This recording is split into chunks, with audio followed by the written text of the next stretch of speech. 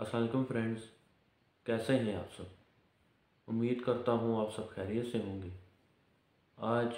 ایک اسلامی ویڈیو کے ساتھ آپ کے سامنے حاضر ہوا ہوں۔ آج کا جو ہمارا ٹاپک ہے وہ ہے حضور پاک صلی اللہ علیہ وسلم کی شان کے بارے میں، کہ حضور پاک صلی اللہ علیہ وسلم کی شان چونکہ بیان تو نہیں کی جا سکتی، لیکن پھر بھی اسے کچھ مثالیں دے کر، کچھ آپ کے سامنے واقعہ رکھ کر تو حضور پاک صلی اللہ علیہ وسلم کی شان بیان کرنے کی ایک حقیر سی کوشش ضرور کروں گا، جس سے آپ کو بھی سمجھ آ جائے۔ وہ واقعہ کچھ اس طرح سے ہے کہ شروع میں جب حضور پاک صلی اللہ علیہ وسلم خطبہ دیتے تو کیونکہ اس وقت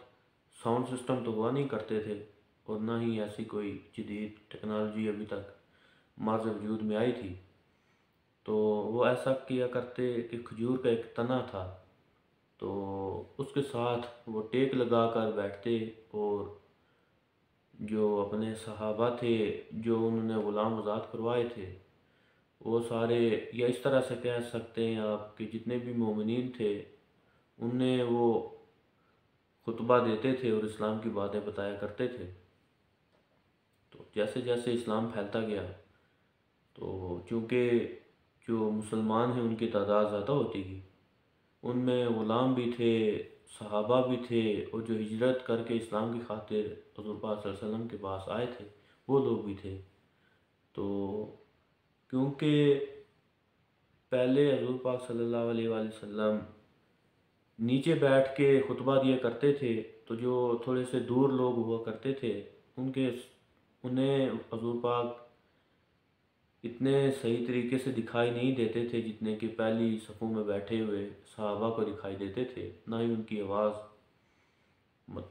صحیح طریقے سے پہنچ پاتی تھی۔ تو اس لیے صحابہ نے حضور پاک صلی اللہ علیہ وآلہ وسلم سے عرض کی کہ جتنے بھی غلام ہیں یا جتنے بھی صحابہ ہیں، تو کیونکہ ان کی تعداد زیادہ ہو چکی ہے اور اس لیے وہ آپ کو دیکھنا چاہتے ہیں، آپ کا دیدار کرنا چاہتے ہیں، تو کیوں نہ ایک منبر بنایا جائے۔ تو اس پر حضور پاک صلی اللہ علیہ وسلم نے ارشاد فرمایا کہ ٹھیک ہے، ایک منبر بنا دیا جائے۔ تو 3 سیڑھیوں کا ایک منبر بنا دیا گیا، جس پر بیٹھ کر حضور پاک صلی اللہ علیہ وآلہ وسلم خطبہ دیا کرتے تھے۔ تو جیسے وہ منبر بنا اور حضور پاک نے جو خطبہ ہے وہ دینے شروع کیے، تو جیسے جیسے دن گزرتے گئے، یا جیسے جیسے یہ جو کہا جائے کہ جیسے ہی حضور پاک نے وہ کھجور کے تنے کو چھوڑ کر، جس کے ساتھ وہ ٹیک لگا کے خطبہ دیا کرتے تھے، تو جیسے ہی اس تنے کو چھوڑ کر حضور پاک نے منبر پر خطبہ دینا شروع کیا، تو صحابہ کہتے ہیں کہ رونے کی آواز آنے لگی، اور لیکن رونے کی آواز تو آتی تھی لیکن بندہ کوئی دکھائی نہیں دیتا تھا۔ تو بڑے پریشان تھے کہ رونے کی آواز بھی آ رہی ہے اور لیکن بندہ کوئی دکھائی نہیں دے رہا کہ کون رو رہا ہے۔ تو حضور پاک نے جا کر اس تنے کو اپنے سینے کے ساتھ لگایا اور اسے پیار کیا، تب جا کر جو رونے کی آواز تھی وہ ختم ہو گئی، وہ بند ہو گئی۔ اس پر حضور پاک صلی اللہ علیہ وآلہ وسلم نے ارشاد فرمایا کہ اگر میں اسے چپ نہ کراتا، اس تنے کو، کھجور کا جو تنا تھا، بظاہر تو وہ بے جان تھا، لیکن کیونکہ حضور پاک صلی اللہ علیہ وسلم کی وہ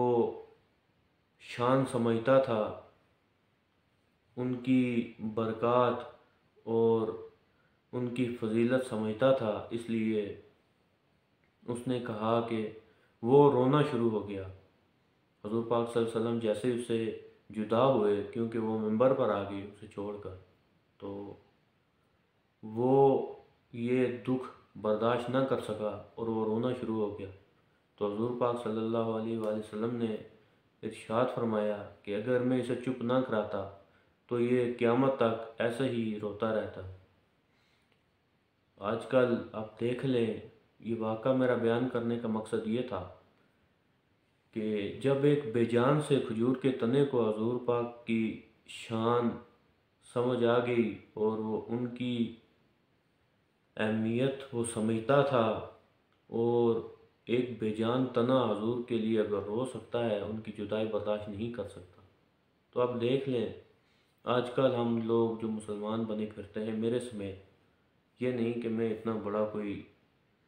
مومن ہوں یا اس طرح سے کوئی بہت نیک وکار بندہ ہوں، لیکن میں فرض سمجھتا ہوں آپ کے ساتھ چھوٹی چھوٹی باتیں شیئر کرنا۔ تو آج کل دیکھ لیں ہم سب، اگر اذان ہوتی ہے، آپ کو پتہ ہے نماز تو فرض کی گئی ہے، اور حضور نے سختی سے اس بات کی تلقین فرمائی۔ وہ حضور جو اپنی امت کے لیے آخری وقت بھی دعا گو رہا اور اللہ سے بار بار یہی کہتے رہے کہ میری امت کا کیا معاملہ فرمانا ہے، اور جب تک اللہ نے حضور کی امت کی بخشش کا وعدہ نہیں کیا، تب تک انہوں نے ملک الموت کو اجازت نہیں دی کہ ان کی روح اپنے ساتھ لے جائے یا دنیا سے وہ پردہ فرمائے۔ آج کل ہمیں تو ذرا بھی احساس نہیں ہے ان کا، نہ ہی ہم ان کی فضیلت جان پاتے ہیں، اور نہ ہی ہماری سمجھ میں یہ بات آتی ہے، کیونکہ ہم لوگ دنیا داری میں اور گناہوں میں خاص کر اتنے زیادہ ڈوب چکے ہیں کہ ہمیں ہماری اوقات سے بھی باہر ہو چکی ہے حضور کی شان کی چھوٹی سی بات بھی سمجھنا۔ کوشش کیا کریں، اگر زیادہ نہیں تو تھوڑی بہت بھی اسلام کی جو باتیں ہیں، اسلامی جتنی بھی ہیں، قرآن ہمارے پاس ہے ہر گھر میں۔ ہم لوگوں سے کہتے ہیں کہ ہمارے لیے دعا کریں، ہم ولیوں کے پاس ان کے مزارات میں جاتے ضرور ہیں کہ ہمارے لیے کوئی اللہ تعالیٰ کوئی رحمت کی اور کامیابی کو کوئی سبیل پیدا کر دے، لیکن کتنی بڑی ہماری نااہلی سمجھ لیں کہ ہمارے گھر میں رہنما جو قرآن ہے، جسے حضور نے اپنی امت کے لیے رہنمائی کا ذریعہ قرار دیا، اور اپنی امت کو یہ بتا گئے کہ میرے بعد میرا قرآن ہے،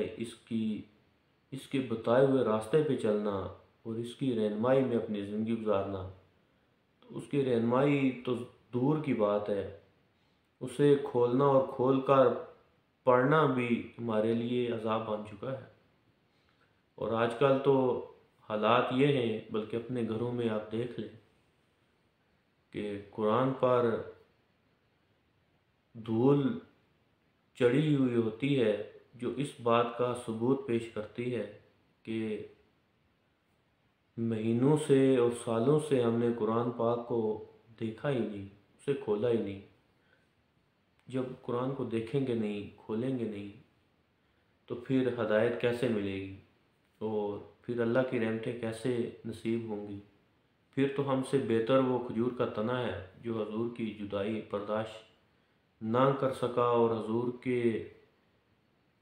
دکھ میں، ان کی جدائی کے دکھ میں وہ روتا رہا۔ آج کل لاکھوں روپے ہم ادھر ادھر خرچ کر دیتے ہیں، لیکن اتنا ہمیں سوچ بھی نہیں آتی کہ کم از کم جتنا ادھر ادھر اور چیزوں میں ہم خرچتے ہیں، کم از کم ایک عمرہ تو کیا جائے۔ چلیں حج تو خیر اس میں کافی پیسے بھی لگتے ہیں اور وقت بھی لگتا ہے، عمرے میں تو اتنا نہیں لگتا۔ اس کے ساتھ ساتھ نیکی کے کام ہیں، چھوٹے چھوٹے کام ہیں، جو ابھی تو بہت ہی بظاہر چھوٹے لگ رہے ہیں، نہ ہونے کے برابر، لیکن آخرت میں ان کا ثواب حد سے زیادہ ہے، کیونکہ آخرت میں ایک نیکی کے لیے بندہ مارا مارا در بدر پھرے گا، ماں کے پاس بھی جائے گا، باپ کے پاس بھی، سب کے پاس جائے گا، جتنے بھی اس کے دنیا میں جان پہچان کے لوگ تھے، لیکن وہ اسے ایک نیکی نہیں دیں گے، جو ابھی تو ہم بظاہر پلک جھپکنے سے پہلے بھی کر سکتے ہیں لیکن کرتے نہیں۔ غور کیا کیجیے، میری ویڈیوز کو شیئر کیا کریں تاکہ اور جو لوگ ہیں ہو سکتا ہے آپ کی یہ شیئر کرنے سے یا میری ویڈیو دیکھنے سے یا میری باتوں سے وہ نیکی کرنا شروع ہو جائیں اور قرآن کی تلاوت شروع کر دیں اور جتنے بھی نیکی کے کام ہیں وہ شروع کر دیں، تو آپ کو بھی ثواب ملتا رہے گا اور مجھے بھی ملتا رہے گا۔ جو میرا یوٹیوب میں ویڈیوز بنانے کا یا یہ چینل بنانے کا جو اصل مقصد ہے وہ یہی ہے کہ ہم سب جو اسلام سے بہت دور ہو چکے ہیں کم از کم اسلام کے قریب ہوں اور اسلام کی چھوٹی چھوٹی جو باتیں ہیں ان کا خیال رکھیں۔ ہو سکتا ہے کوئی ایسی بات اللہ کو پیاری لگ جائے، اچھی لگ جائے، پسند آ جائے، جس سے اللہ پاک ہماری بخشش فرما دیں۔ دعاؤں میں یاد رکھیے گا، ویڈیو کو شیئر کیجئے اور اگر پسند آئے تو لائک کیجئے گا۔ پھر ملتے ہیں کسی نئی ویڈیو کے ساتھ، تب تک کے لیے دعاؤں میں یاد رکھیے گا۔ اللہ حافظ۔